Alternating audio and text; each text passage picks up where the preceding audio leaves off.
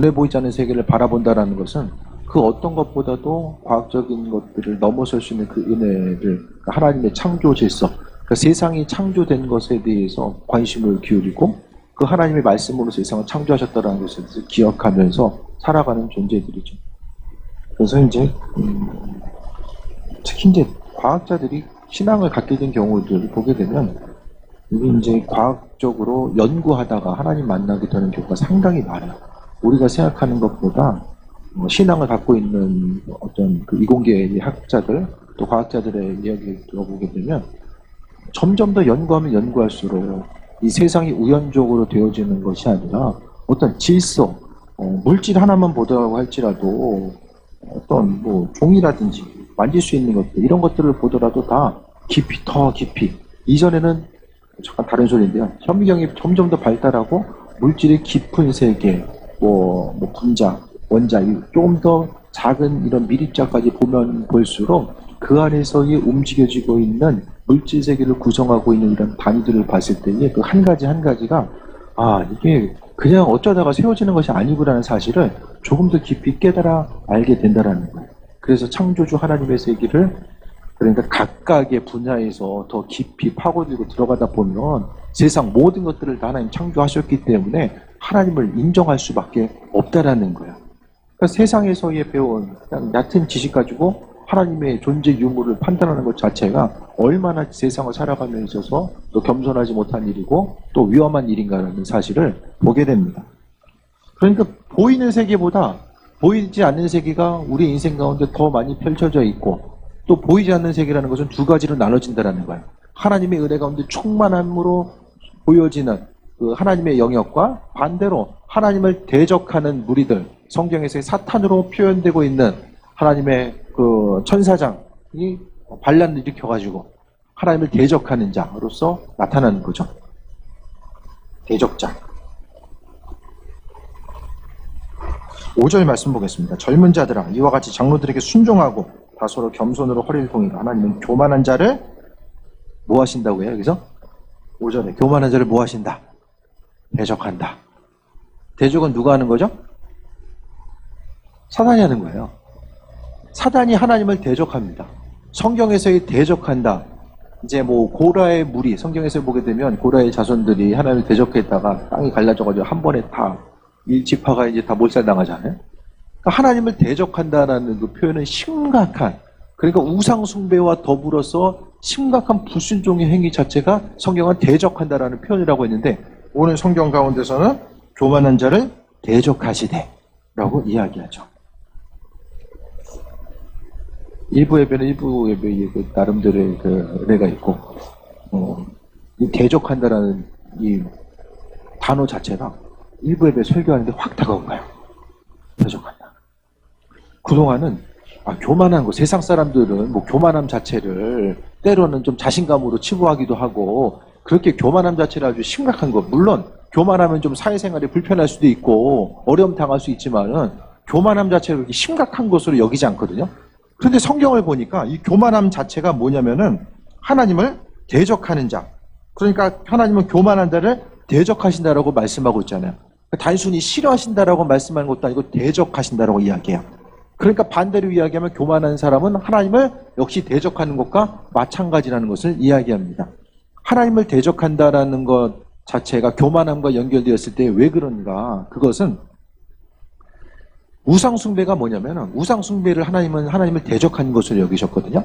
그 우상숭배의 특징은 하나님을 배제하고 나서 스스로 어떤 일들을 행하고자 하는 거예요. 그러니까 성경에서의 교만한 자는 하나님 없이 모든 것을 움직이고 행하고 있는 사람, 하나님 없이도 내 인생을 얼마든지 풍성하게 설계할 수 있다라고 준비할 수 있다라고 생각하는 사람이 바로 교만한 사람입니다. 그러니까 성경에서의 교만함, 하나님 없이 행할 수 있다라고 하는 것과 또 교만함이라는 걸 생각했을 때도 마찬가지죠. 교만하다라는 것은 내 스스로의 방법 가지고 누군가가 아니라 하나님의 신앙인들에게서 하나님의 도우심이 아니라 내 스스로의 방법 가지고 모든 것을 할 수 있다라고 생각하는 것 자체가 바로 교만입니다. 그러니까 그것이 바로 하나님 없이 움직이는 것이 우상숭배와 더불어서 하나님을 대적하는 것으로서 표출되는 거죠. 그러니까 신앙인들 예수님도 그것 때문에 교만하는 것이 하나님을 대적하는 것이기 때문에 예수님도 얼마나 많이 낮아지라고 이야기해요. 겸손하고 낮아짐에 대해서 얼마나 많은 부분 이야기하고 있습니까? 세상 사람들은 그들이 가지고 있는 믿지 않는 사람들의 자신감은 스스로 소유하고 있는 것, 스스로의 능력과 스스로 이제 행할 수 있는 그것을 자신감의 요소로 가지고 있다라고 한다면 신앙인들은 항상 하나님께서 공급하시는 것, 그분의 인도하심과 예비하심으로 살아가는 것 자체가 바로 우리에게 있어서의 자신감의 요소로 나오거든요. 그러니까 믿는 이들이 어디서 무엇이든지 간에 항상 충만한 자신감 가지고 살아가야 되는데 그 근원이 바로 하나님께 있다는 거예요. 그것을 인식하지 못하는 것이 바로 교만이고, 여러분 지금 올 한 해에 계획하고 준비하는 것들, 지금 세우고 있는 모든 것들을 다시 한번 잘 생각해 보시기 바랍니다. 그 모든 일들을 행하는 것을 바로 하나님 주신 지혜와 능력으로 행하고 있습니다. 주님께서 우리에게 베푸시고 인도하시며 이렇게 능력 따라서 다 준비하면서 하나하나 꿈꾸고 계획하면서 나아가고 있습니까? 그것이 아니라고 하면 오히려 그 일 자체가 하나님을 대적하는 것으로 될 수 있어요. 왜냐하면 어떤 일들이 하나님과 상관없이 잘 되게 되면은 이 자신감을 넘어서서 어떤 그 자존감이 계속해서 올라가죠. 상대적으로 다른 사람과 비교해서 어떤 일들이 잘 되고 있으면 겸손하려고 힘써도 스프링이에요, 스프링. 그냥 누르면 누르려고 해도 계속해서 튕겨 올라가려고 하는 습성이 존재하게 됩니다. 그렇기 때문에 항상 우리는 조심하지 않으면 안 되는데, 그러니까 우리의 10년 가운데 내가 지금 올 한 해 이것도 하고 저것도 해야 되겠다. 근데 이것 자체가 하나님 주신 공급하는 거랑 전혀 상관없이 움직인다면은 높이 올라가면 올라갈수록 떨어졌을 때에 이 충격이 심하거든요. 하나님은 주인 되심이 누구인지를 깨달아 알게끔 하기 위해서. 이 바벨탑 사건도 그거잖아요. 사람들이 하나님과 같이 되려고 교만해져서 올라가다가 결국에는 다 흩어지게 되는 거. 그러니까 하나님 없이 어떤 일을 계획하고 설계하는 일들의 마지막 자체가 다 좋지 않아요. 신앙인들에게서 잘 생각을 해보세요. 내가 하나님 없이도 그분을 의지하지 않고 그분 앞에 정직하지 않은데 모든 일들이 잘 돼요. 그것이 은혜고 축복입니까? 내 자신에게 있어서? 그게 다 축복입니까? 하나님 없이 배제하고 이뤄놓은 성과들이 이게 다 인생 가운데 축복입니까? 아닙니다. 궁극적으로는 내가 싸우는 그것 때문에, 지난번에 드렸던 지난주에 이제 말씀드렸던 그 설교 제목, 한 부자가 창고에 계속해서 쌓아놓고 스스로에 있어서 이제 책임감을 다하지 않았을 때, 어떤 것이 풍성하게 주어졌을 때는 뭐라고 말씀드렸어요? 다른 사람들 향해서 수고하고 헌신하고 베풀어야 되는 책임감이 그때부터 주어진 거라고 말씀드렸죠. 내가 소유하고 있는 것, 먹고 사는 것을 넘어서 더 쌓아놓고자 하는 그런 부분들은 바로 하나님께서 그 순간부터는, 그 이전도 마찬가지지만은 더 많은 것이 주어졌을 때 창고를 더 쌓고 쌓아두는 것이 아니라 그것을 통해서 다른 누군가에게 흘려보내는 더 책임이 더 막중하게 주어진 거예요. 쌓아두는 것 자체가 결국 그 부자에게서, 어리석은 부자에게 있어서는 그것 때문에 영혼 구원으로부터 멀어지게 되죠. 된 것 때문에. 우리도 마찬가지입니다. 하나님 외에, 그러니까 그분과는 상관없이 쌓고자 하는 모든 것들은 결국에는 우리의 심령 가운데 나를 무너뜨리게 하는 요소로서 다가올 수밖에 없다라는 거예요. 그래서 교만한 사람이 다른 사람들과 비해서 뭔가를 좀 더 알고 있고 더 소유하고 있으면 교만해질 수밖에 없습니다. 사람이 교만한 사람, 겸손한 사람 따로 있는 것이 아니라 다 똑같아요.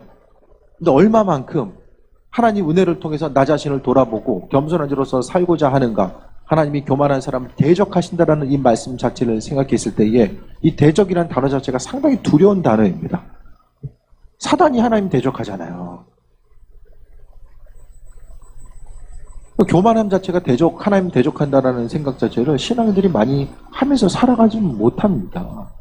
어떤 환경 가운데 있다라고 할지라도 주님 주신 은혜 가운데 또 나아가야 되는데, 하나님은 반대로 겸손한 자들에게는 은혜를 주신대요. 모든 것이 다 주님이 하셨습니다.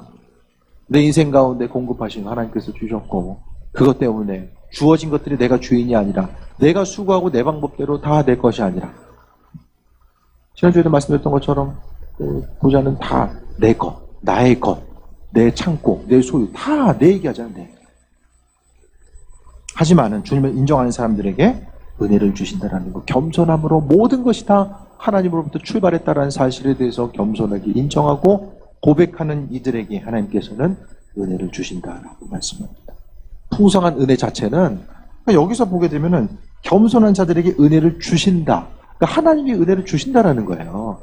내 힘과 능력 가지고 내가 절제하고 힘써서 얻는 것이 아니라 신앙인들의 삶은 철저하게 하나님이 주신다라는 것. 그러니까 믿는 우리들의 삶의 요즘 가운데 방법을 좀 바꿔야 돼요.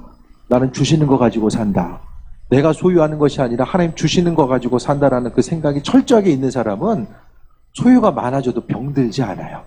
이 반대로 주시는 것에 대해서 생각하지 않는 사람은 내가 내 방법대로 내가 이렇게 했더니 더 잘 되는 것 같고 이렇게 했더니 힘든 것 같아. 그래서 스스로의 방법을 가지고 끊임없이 연구하고 스스로를 채찍질하며 나아가다 보면 주시는 것으로 사는 것이 아니잖아요. 결국에는 하나님은 내 인생을 도움을 주는 존재. 내가 잘 될 수 있도록 단순히 도움 주는 그 역할로서 머무는 거죠. 하지만 신앙인들은 하나님은 일부가 아니라 전부예요. 전부. 그래서 모든 공급은 다 그분께 있다는 사실을 고백하는 삶이 바로 은혜죠. 그래서 항상 우리는 눈에 보이는 것 있으면 가능성과 확률을 계산하기 쉬운데 항상 하나님은 그분의 은혜 자체를 바라볼 것에 대해서 말씀하고 있습니다. 6절을 봅니다. 그러므로 하나님의 능하신 손 아래서 겸손하라. 때가 되면 너희를 높이시리라. 하나님의 손길 안에서 겸손하래요. 왜냐하면 하나님 세상 창조하셨기 때문에 그분 손길 안에서 우리가 모든 것이 되어지는 거죠. 그러니까 우리가 하나님의 인도하심과 은혜의 그 장중 안에서 보호함 받고 있고 우리를 세워주시는 것도 우리가 열심히 산을 올라갈 때도 올라가는 것 때도 결국에 하나님께서 우리를 들어서 그곳에 앉혀주시고 세워주신다는 것이 성경적인 관점 가운데 우리의 삶의 중심이 되어야 됩니다. 그래서 하나님은 그분의 능하신 손 아래서 맡기는 온전한 삶을 살아가는 거죠. 그래서 하나님이 겸손한 자에게 은혜를 주시는 거죠. 하나님 은혜를 주시는 거예요. 그리고 그분께서 겸손한 자들에게 하나님께서 은혜를 허락하시는 것들을 다 주시는 거예요. 그래서 하나님의 전능하신 손, 그분의 손길 가운데 모든 것이 움직여지고 있다는 것을 기억하는 사람. 믿음은 우리가 생각하는 것보다 훨씬 더 강력한 폭발력을 가지고 있어요. 믿고 믿음 가지고 있는 것이 보이니까 당장 보여지는 것이 없다라고 할지라도 하나님은 성경 가운데 어떤 사람을 축복하셨습니까? 믿음 있는 사람 축복하셨잖아요. 날마다 믿음 가지고 있는 사람들 부어주시고 인도하시고 함께 해주셨어요. 근데 사람들이 믿음의 능력에 대한 그 원리를 사용할지를 몰라요. 보여지는 것 앞에서 믿음의 영역이 날마다 작아집니다. 그래서 믿고 오늘 본문 가운데서 하나님께서 능하신 손 안에서 겸손하라고 이야기하면서 때가 되면 널 높이신다라고 이야기하죠. 그러니까 하나님의 때에 대해서 기다리지 못하고 날마다 분주하고 조급하다 보니까 그 일하심을 경험하지 못하고 하나님의 일하심보다 내 생각이 앞서서 일하다 보면은 또 이제 하나의 또 실수와 실망의 요소로서 우리에게 다가오게 됩니다. 그래서 지금 5절과 6절에 대해서는 겸손하라고 말씀하고 있습니다. 그러면서 7절에 너희 염려를 다 주께 맡기라 이는 그가 너희를 돌보십니다. 또 염려 자체를 우리가 생각했을 때에 염려가 뭐가 문제냐면은 염려 자체는 하나님 없이 스스로 해결하려고 하는 게 또 염려가 생겨요. 염려한다라는 것은 하나님께서 내 삶을 다스리시고 인도하신다라는 것에 대한 기대함과 소망함이 사라질 때부터 염려는 나타나게 됩니다. 그러니까 하나님이 내 인생 가운데 은혜도 하신다라는 것에 대해서 분명하게 기억하는 사람들은 염려의 문제로부터 스스로를 보호할 수가 있어요. 염려 자체라는 동안에는 하나님의 자리는 없어요. 그분의 장중 안에 보호 안 받으면 그것 자체는 머릿속에 사라지게 됩니다. 근심 걱정하면서 끊임없이 하나님의 일하심을 생각합니까? 아니죠. 하나님의 자리는 없어져요. 그러니까 염려한다라는 거, 그것은 바로 이제 하나님의 이끄심과 인도하심을 바라보지 못하게 하는 것인데 오늘 본문 가운데 염려를 하나님께서는 다 주께 맡기라고 이야기합니다. 주께 맡긴다라는 것, 맡긴다라는 것의 의미성 자체는 하나님께 내어드리고 그냥 깨끗하게 내어드리고 안심하고 지내는 거예요. 염려를 맡긴다라는 것은 염려하다가 버렸다가 또 다시 주워오고 버렸다가 주워오고 이거 반복하는 것이 아니라 주를 향해서 맡기라는 것 자체는 버리고 깨끗하게 맡겨드리고 그러지면 안 되는데 맡겨드리고 그 다음부터는 마음속에 있는 근심 걱정을 사라지게 하고 살아가는 거죠. 쉽지는 않아요. 한 번에 되겠습니까? 그러니까 기도하면서 주께 맡기는 훈련을 계속 하는 거잖아요. 그러면은 염려라는 것은 내 삶의 주인이 하나님 되심을 잊어버리는 것이 염려입니다. 아버지께서 주인 되신다는 것을 잊어버린 사람은 날마다 고민해요. 왜? 내가 해야 되니까. 세상에 할 만한 것이 뭐가 있어요. 몸을 움직이고 하는 것 자체가 놀면 놀아도 피곤해요. 그죠? 안 피곤합니까? 몸을 움직이고 에너지를 쏟는 것 자체가 다 피곤해요. 심지어는 잠잘 때도 피곤해요. 새벽 예배 끝나고 교회에서 잠깐 잠은 중간 잘 안 깨요. 계속 깨요. 15분마다 깨는 거예요. 자는 것도 피곤하고요.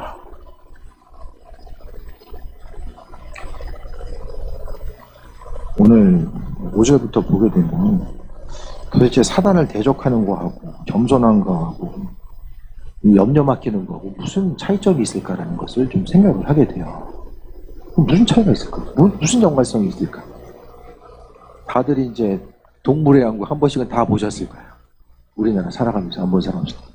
동물의 왕국의 이제 하이라이트는 뭐 여러 가지 풍경들, 뭐 다양한 뭐 조류들이나 동물들이 나오게 되는데 그 중에서 이제 많은 부분이 이제 사자가 앞을 향해서 이제 초식 동물들을 열심히 쫓아가게 됩니다. 계속 쫓아가요. 근데 사자는 지구력이 좀 약해요. 육식 동물들이 스피드는 빠른데 지구력이 약해서 오래 뛸 수가 없어요.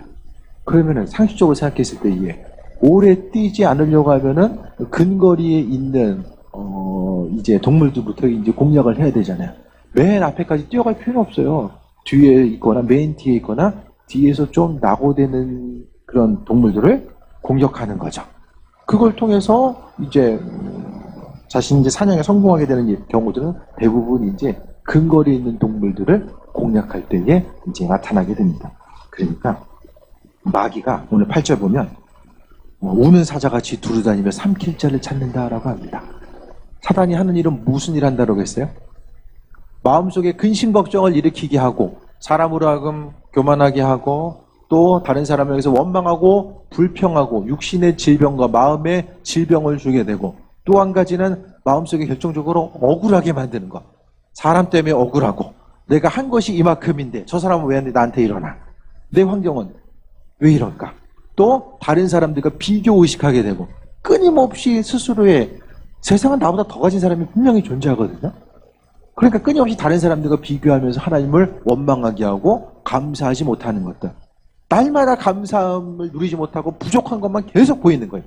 이와 같은 일들, 그리고 대표적으로 사람의 마음과 생각을 죽이고 육신을 죽이는 일들을 사단이 계속 움직이게 됩니다. 그래서 보게 되면 사람이 이제 갑자기 이제 생명을 잃어버리는 경우들이 여러 가지가 있겠지만 영적으로 보면 사단의 공격 때문에 죽는 사람도 허다합니다. 제가 보기엔 그래요. 성경 말씀을 통해서 또 주변에서의 상황들을 보게 되면 사단의 공격에 의해서 갑자기 죽게 되는 경우. 잘 보세요. 사단이 또 지난번에도 말씀드렸던 것처럼 치유 선포를 했을 때에 갑자기 그 순간 즉시 질병이 치유되는 경우들이 상당히 많거든요. 그러면 사단은 몸에 질병만 주는가? 아닙니다. 사단이 욥을 공격했을 때 하나님이 생명을 취하지 말라고 말씀하셨거든요. 욥의 경우는 그랬어요. 그러니까 어쨌든 사단의 목표 자체는 궁극적으로는 사람의 생명을 빼앗는 것. 생명이라는 것이 이 세상에서의 생명도 되고 영원한 생명, 천국을 소유하지 못하게 하게끔 하기 위해서 영을 죽이는 것. 몸을 죽이고 영을 죽이는 것이 사단의 역할입니다. 그런 상황들에 대해서 생각했을 때 정말 하나님의 은혜와 축복이 있는 가정이 있고 그렇지 못한 경우는 집안의 우환이 끊이지 아니하고 사망과 사건의 소식이 끊이지 않고 계속해서 이제 어려움 당하는 경우도 많이 있거든요.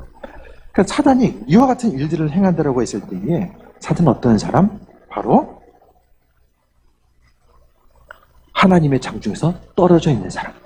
그래서 첫 번째 말씀드렸던 교만한 사람은 하나님 생각하지 않고 내가 내 방법에 의해서 세상을 살아간다라고 생각하는 사람이 교만한 사람.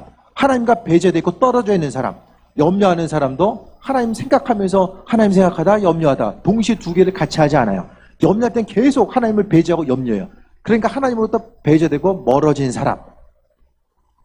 사단은 어떤 사람 찾는다고요?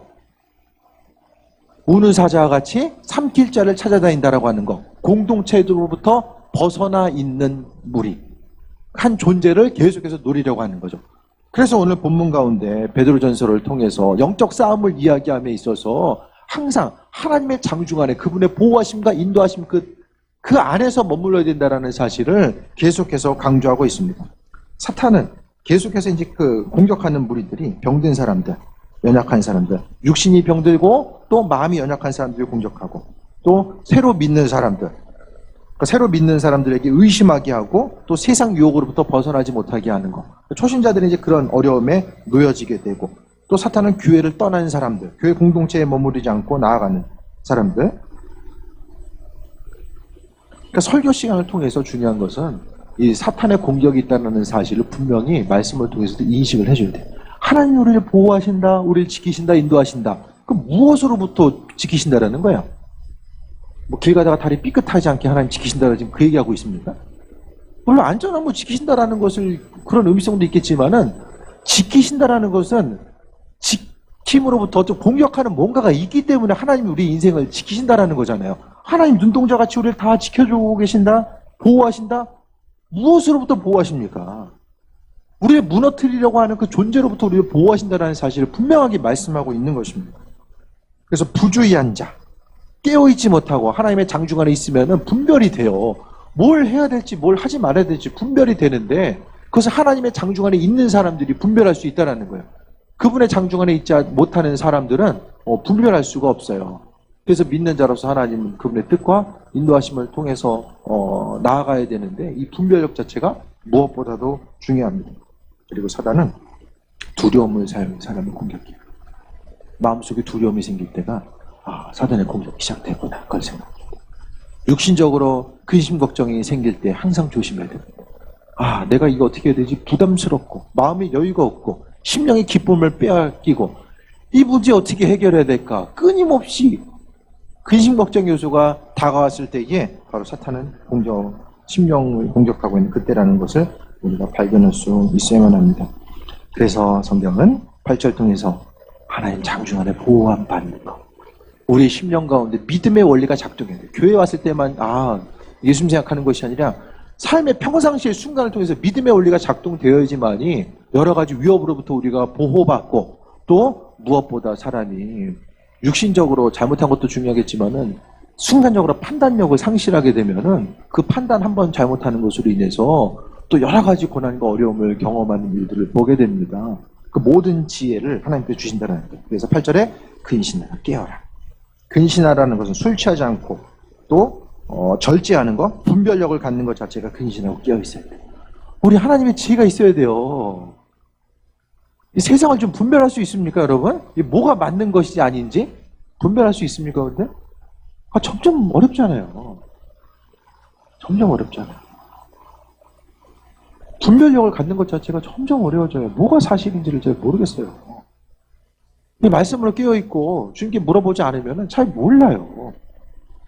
신앙인들의 모습 가운데서도 믿는 사람들은 제가 지난번 말씀드렸잖아요. 끊임없이 물어보지 않으면 분별력을 상실하게 되고 사단이 계속해서 삼킨 자를 찾는 거예요.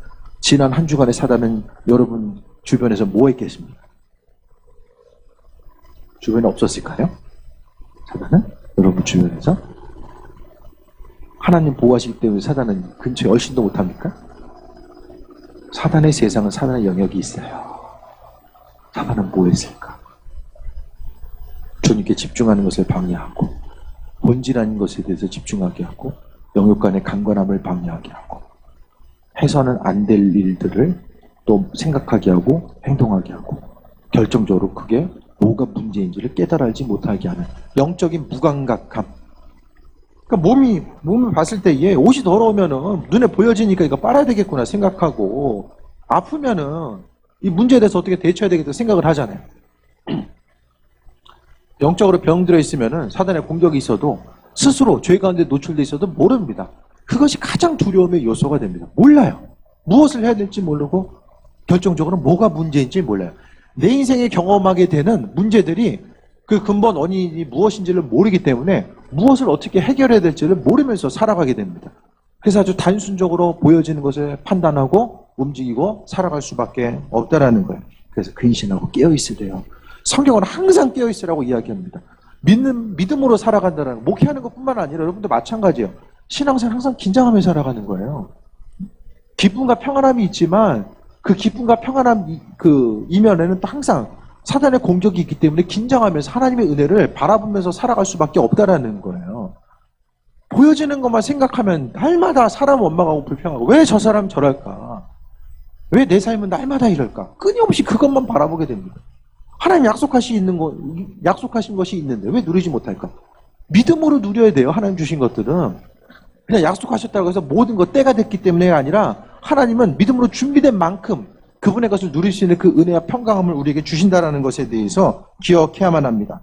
사단이 마귀가 우는 사자같이 운다는 것은 사자가 왜 웁니까? 배고프니까 울잖아요. 자신의 존재감을 나타내고 배고프니까 울잖아요. 그러니까 우는 사자라는 것은 배고픈 사자가 두루 다니며 찾는데요. 두루 다니며. 한 곳에 머무는 것이 아니라 내가 가면 같이 움직이는 거야. 틈을 노리는 거죠. 계속 두루 다니면서 삼킬 자를 찾아다닌다라고 이야기합니다.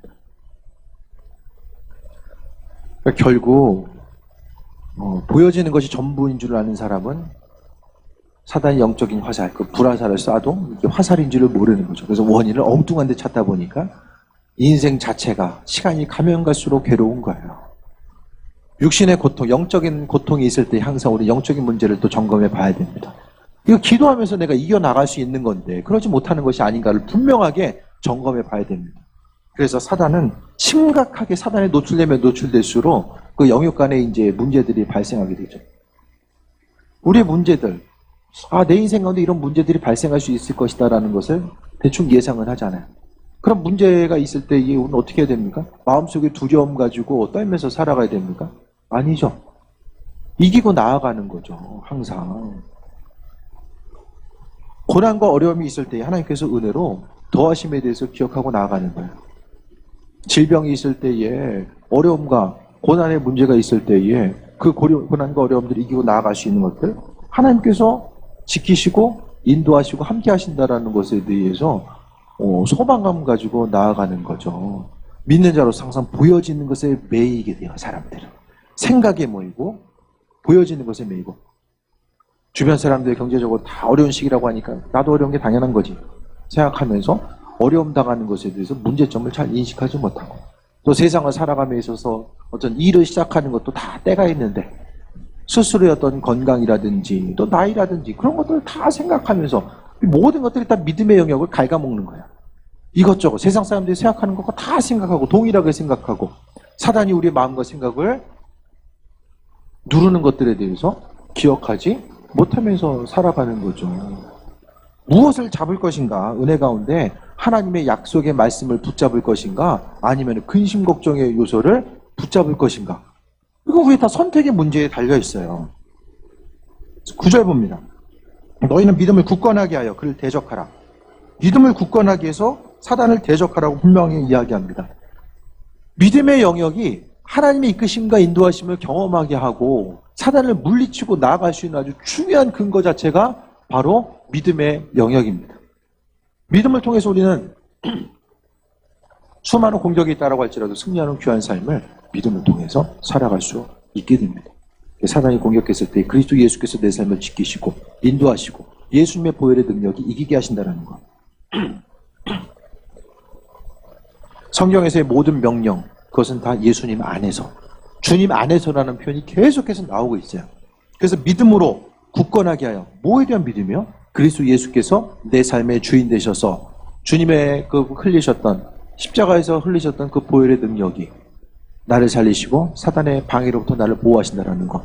그러니까 예수님과 친밀하면 친밀할수록 바로 우리가 사단으로부터 보호받을 수 있는 거예요. 그러니까 주님과는 상관없이 내가 할 수 있다고 생각하면은 언젠가는 내가 한 그것이 나로 하여금 더 큰 환난과 어려움의 요소로 다가올 수밖에 없다는 것을 기억해야만 합니다. 나를 찌르는 것, 내가 만든 그것이 언젠가 나를 찌르게 돼요. 항상 그것에 대해서 조심해야 되고 믿음을 굳건하게 해서 사단을 대적하라고 이야기합니다. 스스로 노력하라고 한 것이 아니라 믿음을 굳건하게 하라고 말씀하고 있죠. 믿는 자로서 그 영적인 싸움에 승리하고 온전하고 살아가는 방법, 믿음으로 이기는 것. 저희 이제 아버지가 쉬운 살 때, 그때 이제 뇌출혈이 와가지고, 식구들이 좀 어려움 많이 경험했는데, 저도 몇 년 있으면 생각해보니까 그 나이가 되는 거예요. 이제 할아버지도 이제, 근본이 아니었지만 그래도 뇌출혈 때문에 좀 어려움을 이제 노년에 좀 경험하셨고, 이런 부분들이 이제 있는 거예요. 나이가 벌써 이제, 아직 좀 남긴 했어요, 사실. 좀 남긴 했는데, 그거 생각하면 이게 생각이 사람이 내이면은, 나 그때 되면 조심해야 돼. 사단은 그걸 이용한다. 내가 하나의 머릿속에 가능성을 가지고 있는 그것에 대해서 계속해서 마음을 쪼그라들게 하고, 어려움 주고. 마음의 생각 자체가 여러 가지 이제 뭐 유전적인 질병들 하나씩은 있을 거 아니에요. 또 환경으로부터 오는 어려움들 다 있어요. 믿음을 굳건히 해서 승리하라는 것은 내 인생 하나님께서 책임져 주시고 내가 사명이 있는 그 순간까지는 하나님은 나를 건강하게 지키시고 인도하신다는 그 믿음으로 이기고 나아가는 거예요. 그 기대함과 소망함을 가지고 나아가는 거죠. 마음과 생각이 우리는 보여지는 것에 계속해서 매이게 돼요. 고난과 어려움 당하게 되고요. 없던 것들도 사람이 근심 걱정하는 것은 근심했던 것들이 실제적으로 일어나는 것. 현실 때문에 근심하기도 하지만 보여지는 것보다 더 많은 부분은 앞으로 일어나지 않은 일들. 일어나면 어떻게 될까라는 그것 때문에 근심하게 되거든요. 그럼 무엇을 붙잡느냐. 그것이 우리 인생 가운데 아주 중요한 문제입니다. 믿음을 굳건히 하라고 말씀하고 있고 사단과의 싸움에 믿음으로 이겨나가라고 이야기하고 있습니다. 그래서 우리가 영적으로 마음과 생각이 어려움 당할 때에 육신의 질병이 있을 때에 이거 혹시 영적으로 이겨나가야 될 문제는 아닌가에 대해서 한 번쯤 점검해 봐야 되고 끊임없이 충만함 가운데 그리스도 예수로 충만한 가운데 채워지다 보면 우리의 영적으로 맑은 삶을 살아가게 되고 영이 건강하게 되면 육적으로도 우리가 풍성한 가운데 보호받고 많은 부분 승리하는 삶을 살아갈 수 있고 더 강건함 가지고 살아갈 수 있게 됩니다. 영적으로 눌리면 몸이 눌리게 됩니다.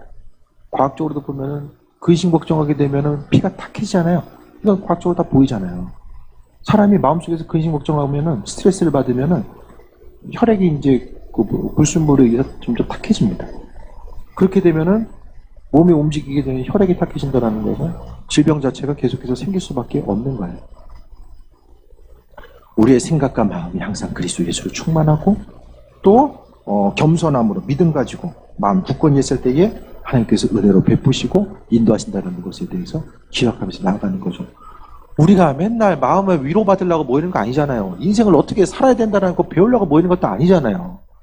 믿음 생활한다는 것은 구체적으로 실제적으로 하나님과 교제하고 그분의 능력을 경험해야 되기 때문에 모이는 거예요. 마음의 생각과 위안, 마음의 평안 그게 별로 중요한 게 아닙니다. 실제적으로 마인드 컨트롤이 아니잖아요. 우리 신앙의 모습은. 하나님께서 구체적으로 행하신 일들을 바라보면서 나아가야 되는 것이 목적이 되어야 되고 믿음을 통해서 굳건히 하라고 이야기합니다. 9절 뒤에 봅니다. 이는 세상에 있는 너희 형제들도 동일한 고난을 당하는 줄을 아니라라고 이야기합니다. 사단은 지금도 계속해서 믿는 사람들을 어려움을 주고 핍박하죠. 기독교 선교학자들이 알고 기록이 한 10년 정도 된 것 같은데 기독교 선교학자들이 이제 선교에 대해서 바라보고 연구해 보니까 과거 2000년보다 최근 50년, 그러니까 10년 전에 최근 50년인 거예요. 그러니까 1950년부터 약 이제 벌써 2020년이구나. 2010년까지 그 이전 1960년부터 이제 봤을 때에 2000년보다 최근 50년 동안 예수님 때문에 죽은 사람이 더 많다는 거예요. 순교자가. 이해가 되십니까? 최근 2000년, 그러니까 50년 동안에 주님 때문에 죽은 사람, 순교자들이 2000년보다 더 많고 점점 더 이 숫자가 많아져. 이 시대에 순교자.